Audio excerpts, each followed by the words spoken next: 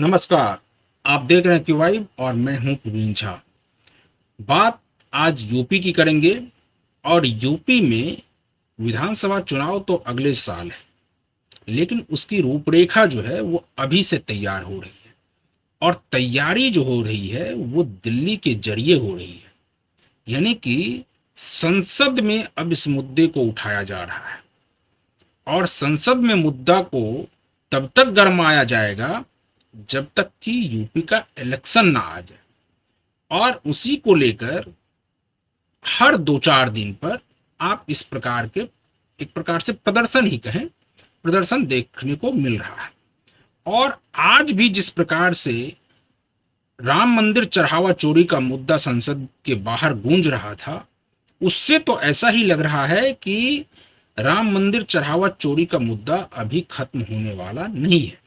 भले ही सरकार इसके ऊपर कुछ भी कहे कि राम मंदिर का जो कुल जो उसमें चढ़ावा आता है उसमें बहुत बड़ी गड़बड़ी नहीं हुई है, लेकिन अगर गड़बड़ी हुई है तो वो भी उसकी भी जांच होनी चाहिए और उसके लिए जांच हो भी रही है।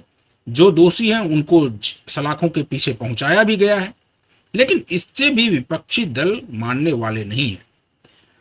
मुद्दा सिर्फ राम मंदिर का नहीं है, मुद्दा है कि किसी न किसी प्रकार से यूपी में योगी आदित्यनाथ की सरकार को उखाड़ फेंकने की है और उसकी प्लानिंग अभी से की जा रही है। अखिलेश यादव जो अभी तक कांग्रेस को लेकर एक प्रकार से मुखर थे या ये कह रहे थे कि नहीं, हम उन लोगों के साथ नहीं जाते हैं जो रास्ते में ही आपका साथ छोड़ देते हैं। आपको याद होगा कि जब तमिलनाडु विधानसभा चुनाव के नतीजे आए थे, उसके बाद बिना नाम लिए ही अखिलेश यादव ने कांग्रेस के ऊपर और कांग्रेस के युवराज यानी राहुल गांधी के ऊपर किस प्रकार से हमला बोला था। साफ साफ उन्होंने कांग्रेस को ही एक प्रकार से टारगेट किया था उस ट्वीट के जरिए। लेकिन अब वो धीरे धीरे वो पैचअप होता हुआ दिख रहा है, या यूं कहें कि अखिलेश यादव कांग्रेस के प्रति सॉफ्ट होते जा रहे हैं।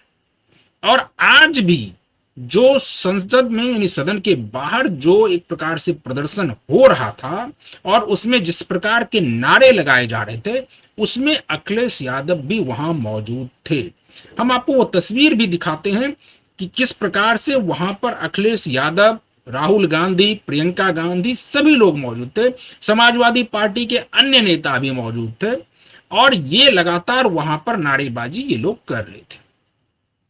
और नारेबाजी में एक तो अमित शाह जो नहीं पहुंच रहे हैं खास करके लोकसभा में, उसको लेकर है कि क्यों नहीं पहुंच रहे हैं।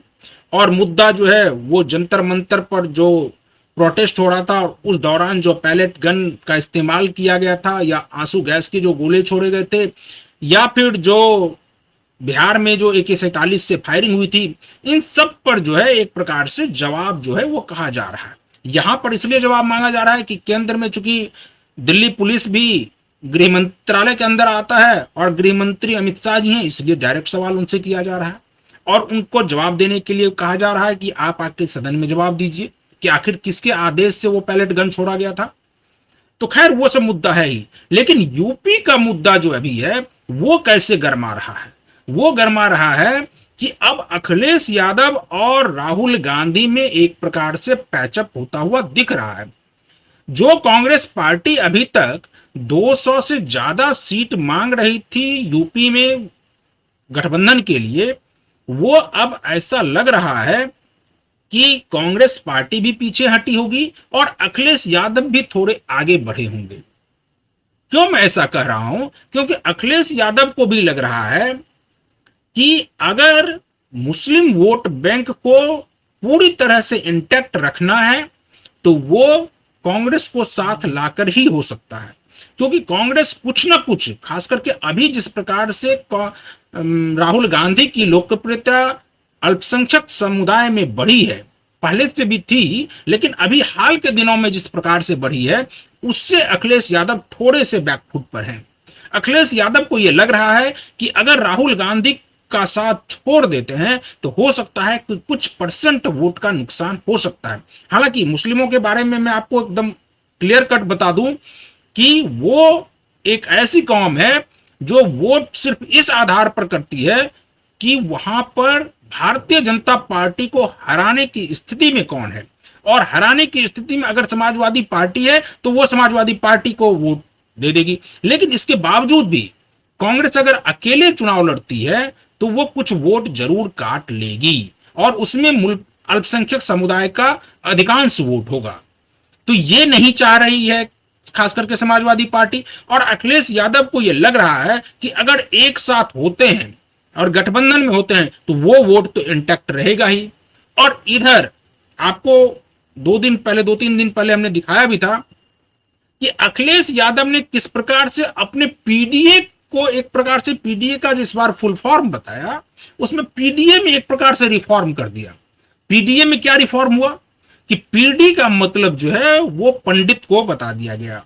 जिस पीडी का मतलब था, आप लोगों ने पहले भी इसके बारे में जिक्र किया है, मतलब जानते ही होंगे कि पीडीए, और उस पीडीए में ए से अल्पसंख्यक है तो अल्पसंख्यक को बांट दिया कि अल्पसंख्यक जो है वो राहुल गांधी यानी कांग्रेस के सहारे या जो समाजवादी पार्टी के पक्ष में है वो तो है ही, और इधर जो पिछड़ा और दलित है पीडी, उस पीडी को वो साध गए पंडित से।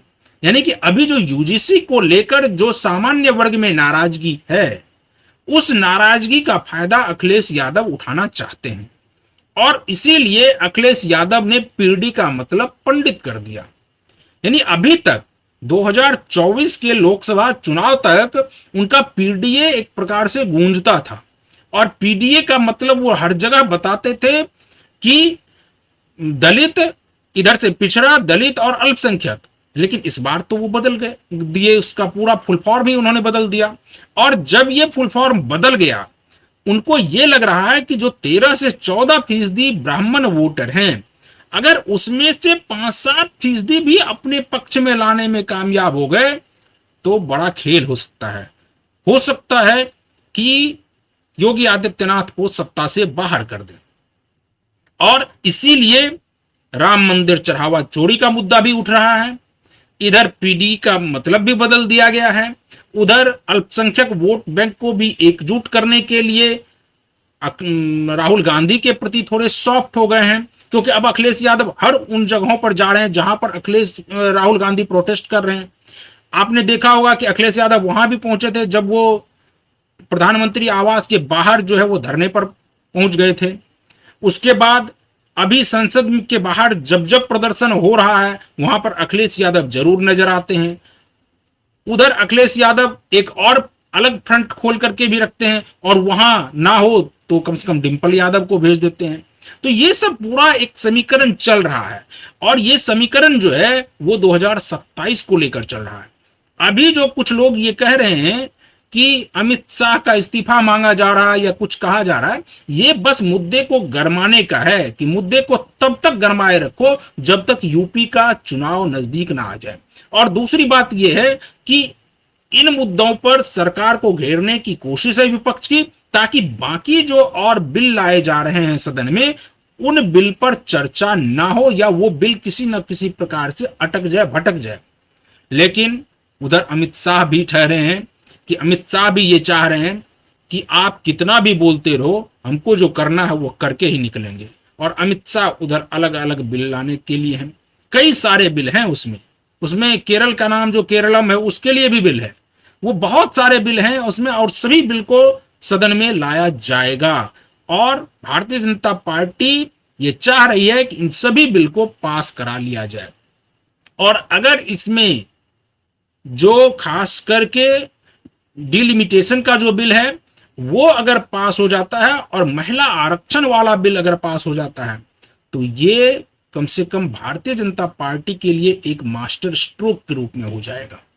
और इसके जरिए फिर आगे 2047 का जो लक्ष्य खास करके प्रधानमंत्री नरेंद्र मोदी ने रखा है, उस लक्ष्य की ओर हो सकता है भारतीय जनता पार्टी आगे बढ़े। देश कितना आगे बढ़े ना बढ़े ये तो आगे भविष्य में पता चलेगा, लेकिन कम से कम भारतीय जनता पार्टी अपने लिए 2047 तक का खाका खींच रही है और इस खाका के जरिए 2047 तक वो सत्ता पर एन केन प्रकारन काबिज रहेगी। अगर ये निकल गया, ये बिल पास हो गया तो अब वहां पर क्या है यूपी में कि यूपी में अगर यूजीसी वाले मुद्दे को डाइल्यूट करना है और उस मुद्दे को हटाना है तो आप ये समझिए कि चेहरा योगी आदित्यनाथ को ही बनाना होगा, क्योंकि कई बार ये खबरें आई कि योगी आदित्यनाथ को हो सकता है कि इस बार हटा दिया जाए, रिप्लेस कर दिया जाए। और योगी आदित्यनाथ को अगर हटाया जाता है तो आप तय मानिए कि भारतीय जनता पार्टी के हाथ से यूपी निकल जाएगा, क्योंकि अभी कुछ नारे यूपी में गढ़े जा रहे हैं और उसमें यह है, जो खास करके सामान्य वर्ग के लोग हैं वो ये कह रहे हैं कि योगी से बैर नहीं और मोदी तेरी खैर नहीं, ये यूजीसी के मामले पर। यानी यूजीसी का मुद्दा इतना बड़ा मुद्दा है और उस मुद्दे पर आज तक प्रधानमंत्री का एक वक्तव्य नहीं आया, एक बयान नहीं आया। यानी आप ये समझिए कि अगर आप एक पूरे सामान्य जाति का वोट लेते हैं और आप उन्हीं के ऊपर वार भी कर रहे हैं तो इससे सामान्य जाति के लोग काफी नाराज हैं। और अगर वहां पर योगी आदित्यनाथ को भी रिप्लेस करने की भनक भी अगर लग जाती है तो फिर समझिए कि भारतीय जनता पार्टी के लिए यूपी आसान नहीं होगा। इसीलिए अब योगी को देखना होगा कि योगी किस प्रकार से 2027 की तैयारी कर रहे हैं और आगे योगी क्या क्या कदम उठाते हैं, इस पर नजर रखने की जरूरत है। हम भी लगातार आपको इस प्रकार की खबरें दिखाते रहेंगे और क्या क्या हो रहा है इसमें डेवलपमेंट वो भी आपको बताने की कोशिश करते रहेंगे। तो आप बने रहिए क्यू वाइब के साथ। मुझे दीजिए अनुमति। नमस्कार।